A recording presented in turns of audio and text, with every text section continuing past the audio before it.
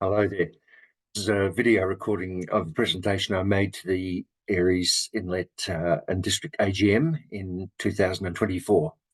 And before talking specifically about the history of our organisation, I need to say something about Aireys Inlet before the foundation of AIDA. Of course, it's the Paincallic Creek, broadly meaning the clear water or fresh water, a very important dividing line between two important First Nations, the Kulin Nation on the eastern side and the Eastern Mar Nation on the western side, an area that was called by them Mangawak, or broadly speaking, a good place for hunting swans. But this is a very significant photograph we're looking at here of this area. And like many of the photographs I'll be using for this part of my presentation, it comes from the wonderful online collections of the Anglesey and District Historical Association. You can see a man at the end of the bridge standing proudly, which suggests to me that this photograph dates from 1932, which is the date that the first bridge is constructed across the Paincallic. And linking the two sides of the creek in a way that hadn't been possible before.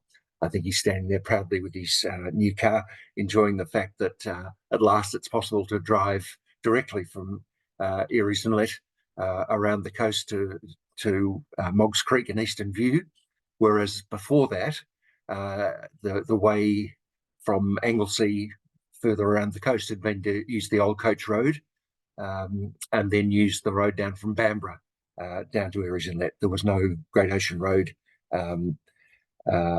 until early in the 20th century. Certainly the most significant change over the last couple of hundred years in the area that was first called Mangawak and then became known as Aireys Inlet was when the first leases were given to pastoralists or even to squatters, as we would call them, in the 1840s. To families like the Aireys family, the Pierces, the Herds. And there was an extraordinary process of changing the landscape that was unleashed. That by the time this photograph was taken, which is probably early in the 20th century, the first 50 to 70 years of European settlement of this district had resulted in a quite extraordinary range of clearing of indigenous vegetation. The big homestead in the middle is known, of course, as Anglehook, again based on the First Nations or Indigenous term for ironbark, the dominant tree cover up in the forest to the rear. This is an important photograph because it shows that the sanctuary, as we know it today, was little more than a dam for stock. Aireys Inlet was covered in runs along the valley floor, in sheep pastures up on the hillside here, leading up to the cliffs. You can see that this photograph must have been taken in summertime. There are hay ricks on the river flats there, and you can make out the first Aireys Inlet Hotel, the Grand Hotel as it was called, which is really on the corner of River Road and Bamborough Road. Again, as I said, the main road into Aireys Inlet at that point. I've put on this slide an important online archive that you might be interested in accessing about the most significant fire in terms of area destroyed in Victoria's history, the Great Fire of 1851, which consumed something like a third of the area of Victoria. The homestead in the centre there was by the 1880s in the hands of the Noble family, George Noble, who had very, very extensive pastoral holdings through Aireys Inlet. This next photograph, taken roughly at the same time, shows Million Norfolk pines, several of which are still standing around the site of the original homestead. And as I've said, even though you can make out a road that's going up over the hill to where the pub and the top shop would be today, that's about where it went. There was no Great Ocean Road. This is about where the pathway down to the inlet would be today. Interesting to me that already here in the 1910s, 1920s, that people have become concerned about damage being done to sand dunes. So there's been an attempt to actually fence them off. The first formal subdivision in terms of housing in Aireys Inlet is here in 1890, where you can see that a lot of the area that's under housing today is subdivided and sold off. Again, no sign of a formal road around from Anglesey, and certainly no bridge at all. People would use Bamboo Road to go up to the Old Coach Road and then around to Moggs Creek and beyond. But by this time, by the 1890s, early 1900s, Aireys is becoming studded with significant housing. Photograph is obviously taken after 1891 because the lighthouse keeper cottages are evident here up in the top right-hand corner, and the lighthouse itself comes into operation in 1891. But the dominant building on the left-hand side here is the first schoolhouse with the schoolmaster's residence, the home garden, and some other housing that would have been used for officials or professional people, later a post office as well. Across the valley is substantial farm called Wyberlina, made of timber slabs, vertical timber slabs. And again, you get a sense of the dramatic clearance that's gone on in the early decades of European settlement. You can make out again the lighthouse keeper cottages in the background. But Aireys, by this time, by early in the 20th century, is a series of cattle and sheep runs, a rather windswept place where people are just starting to plant cypress windbreaks, realising how exposed they've made this landscape with the really unchecked tree felling. Fascinating as to why this farm would have been called Wyberlina. I wonder whether it's because it was run for a long time by Benjamin Burton and his family. There's a Burton Street in Aireys Inlet, of course, today. Now, he had been a magistrate in central Tasmania in the 1830s, at the time when the notorious and tragic Wyberlina settlement is established on Flinders Island in Bass Strait for the few surviving First Nations people from Tasmania.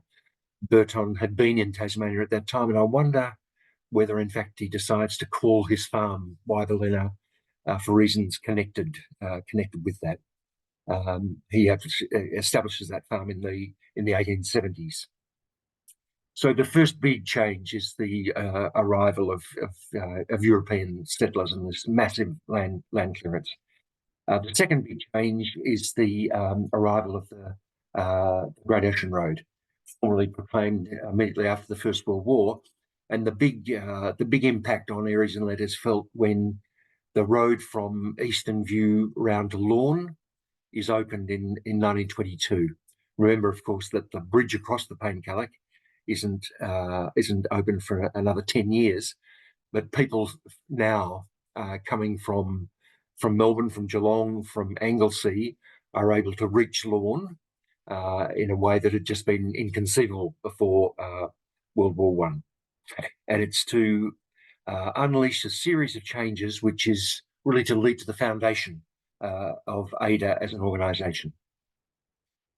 This is a postcard which I think dates from the early 1960s, and it shows really dramatic changes that are starting to occur along the coast, because here's the bridge down here, and built in 1932 and replaced a few decades later by a more substantial and wider one. But in the 1950s, this area of Fairhaven is opened up as the Wyberlina estate, recognising the old farm. And it's significant that this is happening in the post-war years, the 1950s, when a period of comparative affluence in Australia, when many more people have cars, are mobile, are looking for somewhere to go, if you like, and of course they can now go all the way to Lorne, and by the 1950s all the way around the coast through Apollo Bay. The Fairhaven Surf Lifesaving Club is established in 1957, reflecting this new housing development that's occurring here. There's even talk in the 1960s of establishing a camping ground on this area here that we today call Mellor Swamp. And it's that which really provokes long-term residents and owners of holiday houses in Aireys Inlet to worry about what might be the future. And in 1965, a meeting is held of concerned Aireys residents and property owners about whether the future of Aireys Inlet will be planned or plundered. And you can see the two juxtaposed images on this rough flyer that's distributed through the community. Who agree that with a camping area at Aireys Inlet, and we protect the beaches, wildlife and flora. Will you help in a tree planting scheme? And it's held under the auspices of the Aireys Inlet Progress Association, but part of the flyer is saying, is this the right terminology for what it is that we're on about? There are a series of meetings, perhaps one a year. In January 1967, there's another one, an extraordinary general meeting. If you're concerned about development, roads, garbage, rubbish, dogs, toilet facilities, trees, beach facilities, then we are concerned. You can see the president at that time is Ian Noble, a descendant of the Noble family who ran the Angerhook, the pastoral lease, who's really a community leader at that point. And this is a meeting at which ultimately it's decided to call the old Progress Association, the Community Association, and then finally the Aireys Inlet and District Association. There was another dramatic meeting in 1970 as people are still very concerned about what might be happening. It's called Aireys in Peril, this meeting. And interesting that there is an attempt to articulate an overall aim for the association to conserve the natural environment, to protect the foreshore and beaches, and to assist in the control of sensible local development. And in some ways, you could argue that that very direct, clear, brief statement of the association's aims is not so different from what AID has been about really ever since. It's a small group of people. Aireys Inlet is a much smaller place. But there are a couple of significant leaders that we should recognise in those early years, in particular, Ian Noble, who played a critical role in the transition from a Progress Association to a community association, ultimately an Aireys Inlet and District Association, and Brian Williams, who was a stalwart of the committee for more than 30 years, particularly involved with attempts to eradicate coastal weeds such as bone seed, which used to be everywhere, but someone with a deep love of the foreshore of the beach of the estuary. People like Ian and Brian and many others in the community play a critical role in articulating community hopes for the way in which the well-being of the community will be enhanced, but at the same time, the natural environment will be protected.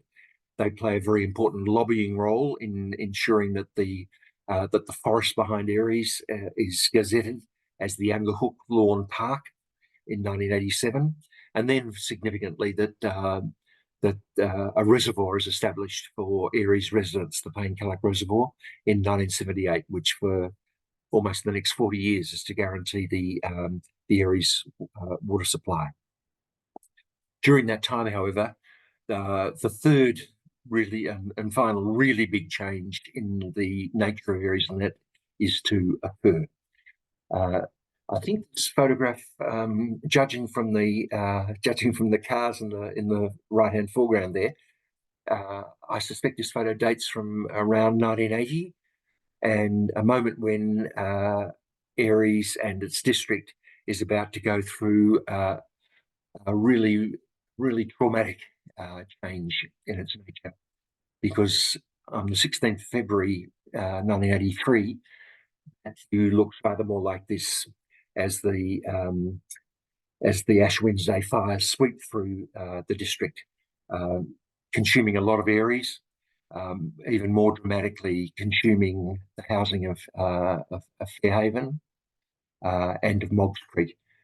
The few houses immediately opposite the estuary at Moggs managed to survive. But in our district, getting on for 600 houses are destroyed, quite apart from the 3 lives that are lost, people fighting those fires. A really extraordinary, life-changing, and for many people, harrowing and even traumatic experience. One that we sought to commemorate last year when a major project, an oral history project, and also a visual history project, commemorating those fires 40 years on, which is available on the AIDA website, and really worth a visit to that website to listen to the quite extraordinary recollections of people who lived through that particular experience. Aireys before and after the 1983 fires was a very different place.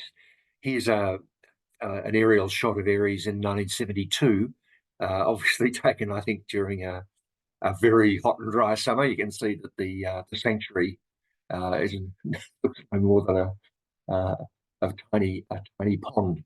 But Aireys in 1972 was still a rather treeless, windswept place, sparsely inhabited. You can see over here that mill or swamp area that I've referred to earlier, and which in 1985 becomes a public reserve to be administered by the Shire.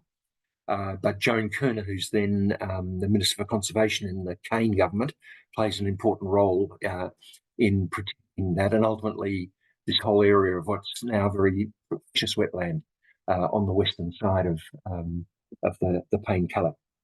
When you compare that with the way that Aireys looks today, looking towards Fairhaven and Eastern View, how thickly wooded, how densely inhabited it is, looking here towards Anglesey as well. And I think looking at photographs like this, you do get a sense not only of the way in which Aireys and its district is much more heavily wooded in population areas. I mean, these have been windswept sheep runs beforehand, but much more vulnerable, of course, to fire, and hence the need for vigilance and the role of the CFA. But looking at images like this with the low-key development that's happened of houses really nestled in the trees, I really think that this is testimony to the work of generations of people in AIDA concerned with planning, height limits and so on, working with successive councils, now the Surf Coast Shire Council, to ensure that what's special about this part of the world is in fact preserved. And certainly, if we look at the major issues that AIDA has been dealing with since the 1983 fires over the last 40 years, there's no doubt that the crucial issue that absorbs a lot of our time has to do with interaction with the Shire and sometimes, unfortunately, with VCAT in terms of ensuring that sensible development occurs to preserve what's really special about this part of the world. But among the other issues are many that are very much concerned with our environment and with the Payne Culloch Valley in particular. Plainly, issues around tourism infrastructure, the capacity of the region to absorb large numbers of short stay tourists. That's a critical issue. But ever since the Ash Wednesday fires in 1983, a critical issue has been the use of the valley floor, because after the 1983 fires, there were a series of issues around whether housing could be developed on the valley floor, and if so, how much. There are a number of VCAT hearings that have to occur before, in 1999, there's a really significant compromise decision where VCAT accepts that there will be a maximum of 3 houses at the top of the valley, in return for which there will be a conservation management plan over the rest. And that's been a crucial issue for AIDA ever since, we know from the regular surveys that AIDA does of property owners and other residents in Aireys that the single most important aspect of the environment that people value is in fact the river and the valley floor. That's the thing that people really identify with most strongly as part of the Aireys environment. And so when we've had issues, for example, around whether the flat, rather marshy land would be suitable for a sports oval, it's been informed by that debate around what the best use of the valley floor should be. The photograph is taken from what had been the Angkor Otway's State Park, which becomes part of the Great Otway National Park in 2004. The reservoir is decommissioned in 2016, and one of the things that Barwon Water has sought to do is to use water releases from the reservoir down the creek to, if you like, mimic the pulses of the river across the normal seasons of the year. One of the other fundamental issues that AIDA has been involved with, and people across the community, has been the management of the river. There have been a number of residential and commercial property developments very close to the river, which have really accentuated issues around the management of river flows. This is a shot taken when the river is about as high as it's allowed to get. And you can see what a sensible idea it was back in the day for residents of Aireys to test about the idea of having a camping ground on Mellor Swamp. But a big ongoing issue for AIDA as an organisation has been the health of the river and the issue of how frequently artificial openings of the berm across the mouth of the estuary occur and what effects they might have on the biodiversity of the river. There have been many studies done of what is really a very, very precious small ecosystem in the valley, such as this analysis done for the Ringamite Management Authority, and that AIDA was involved with, looking at the possible impact of artificial openings on a very precious biodiverse system in the estuary. But those concerns go back a long time. From the moment when the dam was first commissioned in 1978, you'll see here in 1979, it initiated a scientific study of the catchment done by a group of scientists from Monash University. So it's a long-standing concern that AIDA has had. One of the other really critical concerns about the environment of Aireys Inlet and its district has been to do with road surfaces. That we found from our regular surveys that since 1985, that about 75% of people who live in or holiday in Aireys want to have unmade roads wherever possible. It's not all possible everywhere, but they value those surfaces as reflecting the sort of low-key rural nature of this small community. But obviously an issue which remains an important one, an alive one, and one which is regularly revisited as more and more people come to live in Aireys or to holiday here. AIDA has changed quite a deal as an organisation, because given the increased size of Aireys and its district in terms of population, giving our increased awareness of the environmental impact that humans have had, all sorts of concerns that we feel, not surprisingly, AIDA has come to have a much broader range of concerns that it deals with, and I think that's made it a much more professional as well as busy organisation, reflected, I think, in significant changes to the way that AIDA is actually organised and run. For many years, people on the AIDA committee, such as Ian Noble and Brian Williams, to whom I've referred earlier, more or less took it in turns to be president for a year. You can see his Ian Noble popping up again in 1981.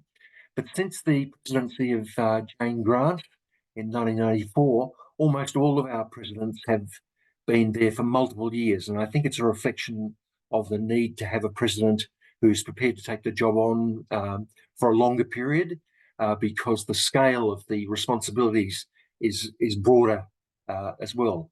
So people, many of whom are still very active with us, such as Jane and Tim Newbecker, Ian Godfrey, Barbara Fletcher, and culminating in Charlotte Allen, who's just finishing her 10-year stint as president of AIDA.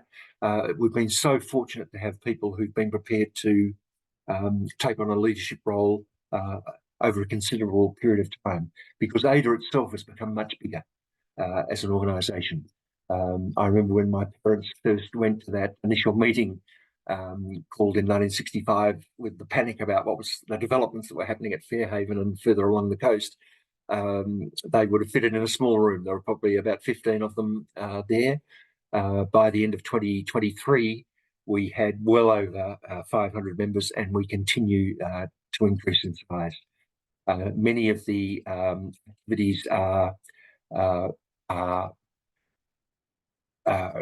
completed at a high level of sophistication, I think, such as our regular online and hard copy newsletters, which are really always worth reading. They're an excellent production. But AIDA is very actively involved and has been for years in Shire initiatives around strategic planning, road management, cycling strategies, and all the rest of it. Takes up quite a bit of our time. But I've also mentioned that quite regularly AIDA is involved in surveying the community, and we get hundreds of responses. It's very useful for us to be able to go to the Shire or to external bodies and say, well, we've got a pretty good sense of how most people in Aireys feel about issues at hand, because we regularly survey them. At our annual general meeting last year, we agreed on a revised set of aims and objectives. These were the five very broad objectives that we outlined, with a series of much more detailed aims. And these are available online or in our recently reproduced brochures about AIDA. Rather more emphasis than our founders, I think, in an awareness of the First Nations custodianship of the environment. I think rather stronger awareness of the impacts, obviously, of climate change and the need to think through the sort of tourism that might contribute most to the well-being of the community in an economic sense, but also to preserving what's special about the environment. But still, I think that the people who founded AIDA in the mid-60s would look at these objectives and say, yes, we recognise them and support them.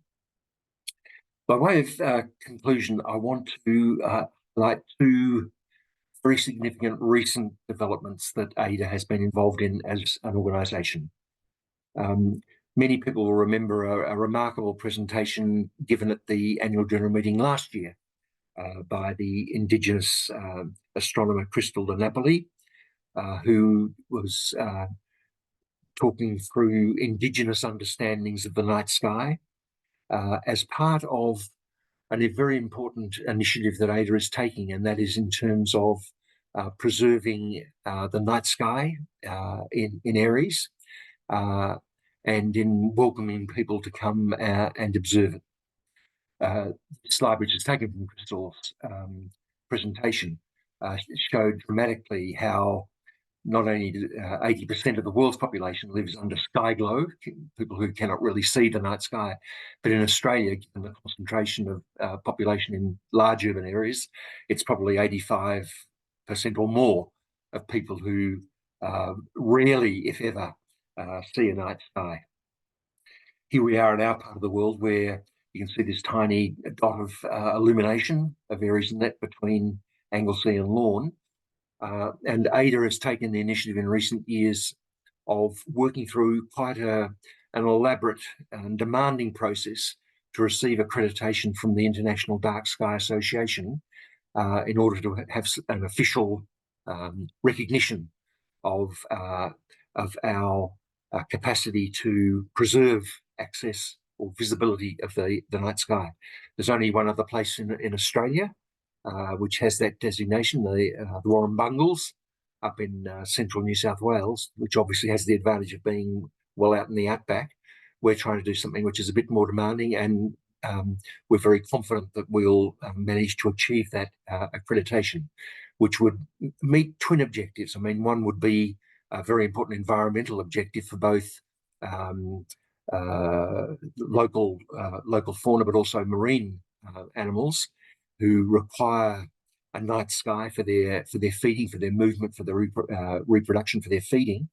But secondly, we're interested in developing slow tourism, whereby there are perhaps fewer tourists, but people staying longer and enjoying more of what this special area has to offer.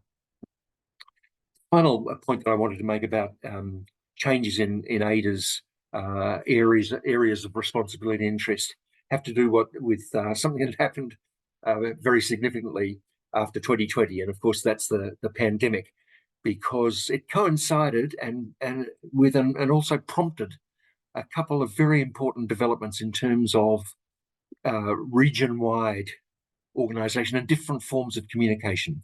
At the end of 2020, state government established the Great Ocean Road Coast and Parks Authority with a view to giving it control over Crown lands, but also overall strategy for the entire region, which particularly in coastal areas had been split between many different agencies. And the authority, which is still in the process of establishing its parameters and its funding and all the rest of it, based in Torquay, the authority is a very significant development. At the same time, that coincided with our awareness during the pandemic that we needed to communicate with each other using online video mechanisms, chiefly Zoom.